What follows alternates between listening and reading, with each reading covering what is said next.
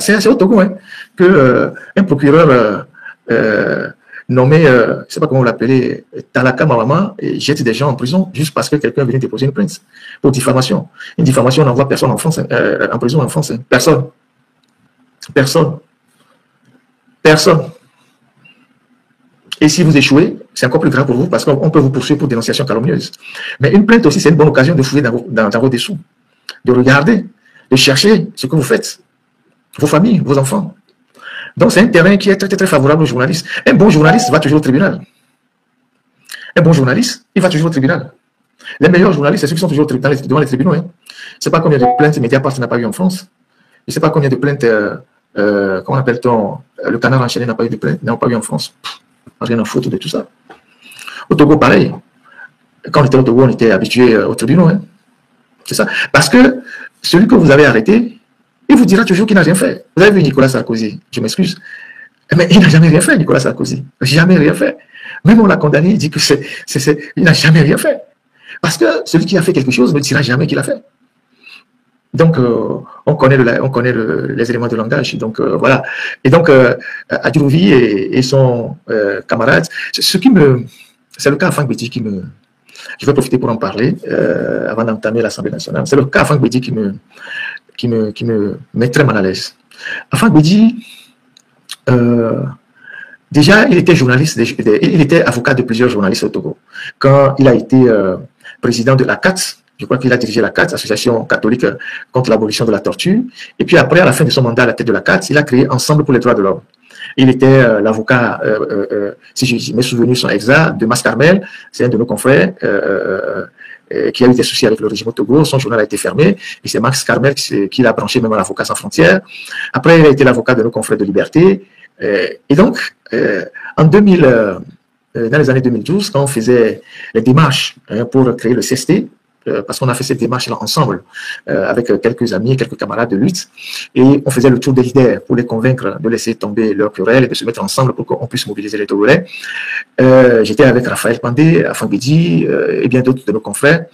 Et je me rappelle que Agbouibo nous avait fait à son âme, Feu Maître Agbouibo nous avait invité à son domicile au niveau comment ça s'appelle, au niveau du Trésor. Voilà, non loin de Tchad Diafo, au niveau du Trésor, à tout coin là-bas. Et on a passé au moins une heure et demie. Togo, tout un peuple sans voix. Le régime de Faure Gnassingbé falsifié par un coup d'État constitutionnel pour régner à vie, fait rage dans le cœur de plusieurs Togolais. L'opposition n'a plus droit aux élections présidentielles directes. Le pays souffre d'un climat politique bouleversé. Suivez le décryptage complet avec Afrique TV 55. Agbouibo a tenté de nous dissuader, de nous parler dans le sens où on allait. Il nous a fait toute l'historique. Il nous a fait l'historique du phare, d'abord du CATR, du phare, du CAR, comment il a pu faire. Et Agbouibo étant quelqu'un de très rusé, il voulait nous amener à abandonner ce projet-là. Donc, il a passé une heure de temps à nous faire un lavage de cerveau. Et ça n'a pas marché. Et quand on est sorti, c'est Afang Bédi, je vois encore, il était très violent. Il dit non, ce que le bâtonnier fait, il n'est pas d'accord. On doit se mobiliser, on doit chasser les Gnassingbé, on doit faire ci, on doit faire ça. Il était très engagé, très, très, très, très virulent. Vous pouvez encore voir ces vidéos sur les réseaux sociaux. Et donc, nous avons continué par faire ce travail-là. Et c'est lorsque ceux qui ne voulaient pas aller dans le sens dans lequel nous, on a défini notre trajectoire, à la dernière minute, c'est eux qui sont allés créer Arc-en-Ciel. Tous les documents du CST étaient prêts. On a appelé les leaders à la signature. Ils nous ont dit, si leur volonté n'était pas prise en compte, ils n'allaient pas signer les documents. Et c'est comme ça qu'ils n'ont pas signé les documents. Et ils sont partis créer Arc-en-Ciel, qui était un mouvement parallèle à l'époque au CST. Mais nous, on a continué, on a mis les gens dans la rue. Et vous avez vu toutes les vidéos qui sont dans les rues, tout ça. Et on tenait régulièrement les réunions au siège du CACIT à Dobervou, oui, je pense Dobervou quelque part là-bas, et puis après au siège de d'autres organisations. Et Afang Bédi était vraiment, vraiment déterminé. Il avait son cabinet sur la rue de l'Ocam. D'abord, à Touma Cessé, en face d'une maison où on vend du tout. Et puis après, il a déménagé. Quand il était au niveau du CST, il y avait des réactions hostiles dans ce quartier. Il est parti s'installer au niveau de la rue de l'Ocam, avant que le gouvernement ne le prenne pour cible en lui faisant un redressement fiscal. Ce qui a fait que, ce qui a émoussé ses ardeurs. On sait que, bon, c'est quelqu'un qui aime quand même la belle vie, et les femmes et tout ça. Et je me souviens quand revenant d'un voyage, il voulait faire une interview. En ce moment, il faisait les démarches pour être un avocat auprès de la CPI. Il est venu en Europe, il est rentré à Lomé et il nous avait invité à son cabinet à Touma Cissé. Et quand je suis arrivé avec un de nos anciens collègues et journalistes, il a sorti une mallette, les mallettes des avocats, les mallettes de Alioune Blondenbey. Vous connaissez les jeunes, vous connaissez Alioune Blondenbey. Alioune Blondenbey, c'est les mallettes comme on voyait dans les films de Chicago là.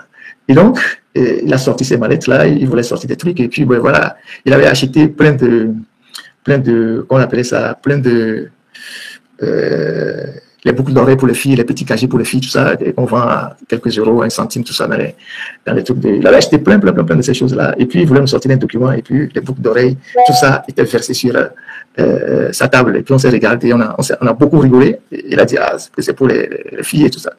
On a beaucoup rigolé. Et je me souviens de cette scène dans son cabinet. Et donc, voir aujourd'hui Afang Bedi, qui a été président de la CAT, Ensemble pour les droits de l'homme, avec qui on était au CST, être dans ce qu'il est en train de faire aujourd'hui, c'est-à-dire, pour de l'argent, aller à la traque des activistes, des journalistes, qu'il va les ramener à Lomé, c'est incroyable. Mais il prend un risque, il prend un très grand risque. Parce qu'à la fin, à part les billets d'avion qu'on va lui payer, les frais d'hôtel, tout ça, on ne lui donnera pas grand-chose. Même si on le nomme aujourd'hui ministre, 2 ans, 3 ans après, on va le lâcher, il ne gagnera pas grand-chose. Les Amadou ont été ministres des droits de l'homme, alors que c'était des gens qui étaient très engagés. Aujourd'hui, je sais s'ils ont gagné beaucoup de choses, ou bien si leur vie aujourd'hui est meilleure que celle qu'ils avaient hier.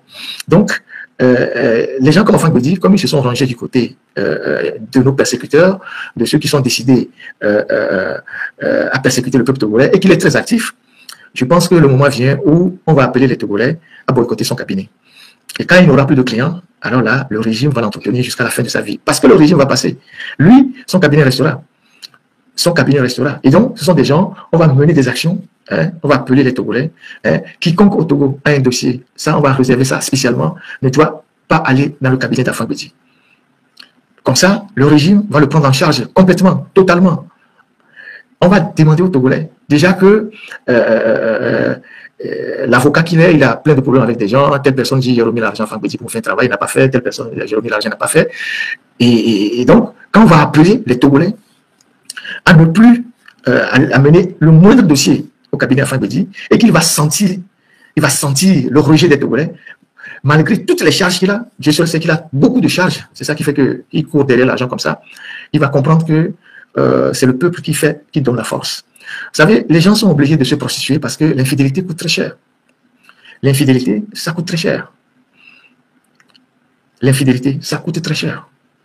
Ouais, si vous avez 1 femme, 2 femmes, 3 femmes, 4 femmes, 5 femmes, vous faites un enfant. Il faut assumer vos responsabilités. Et si vous n'avez pas les moyens, vous êtes bien obligé d'aller voler, ou d'aller commander, ou d'aller vendre quelqu'un. Donc l'infidélité, ça coûte très cher. Donc, Afang Bedi, il n'y a pas de souci. Au moment venu, on fera une opération fourmi, on lancera une grande opération d'envergure pour boycotter ton cabinet. Quand tu n'auras plus de clients, on espère que le régime togolais va payer toutes tes factures. Parce que là il ne te donne pas grand-chose. Hein. 300 000, 500 000, 1 million, ça ne règle aucun de tes problèmes. Tes problèmes dépassent 20 millions. Même toi, si on te donne même 100 millions aujourd'hui, ça ne règle pas tes problèmes, maître Afang Bedi. Et le pouvoir, là, n'est pas prêt de te donner même 10 millions. Avec tout le bruit que tu fais là, rien du tout. Donc, voilà ce que j'ai à dire sur le cas Afang Bedi. Donc, ils sont ici. Peut-être que Confort aussi a annoncé, on ne sait pas s'il viendra ou il ne viendra pas. Il semble qu'il y a une conférence ici sur la paix dans les Grands Lacs et que Fort était en Angola la dernière fois pour la ZLK, qui sera probablement en France ici dans les heures qui viennent, s'il vient. Il n'y a pas encore de confirmation, mais je sais que son ministre des Affaires étrangères est arrivé ici, déjà samedi ou dimanche. Afang Bedi et Adjouvi sont arrivés aujourd'hui. Eux, je sais que c'est pour notre agenda.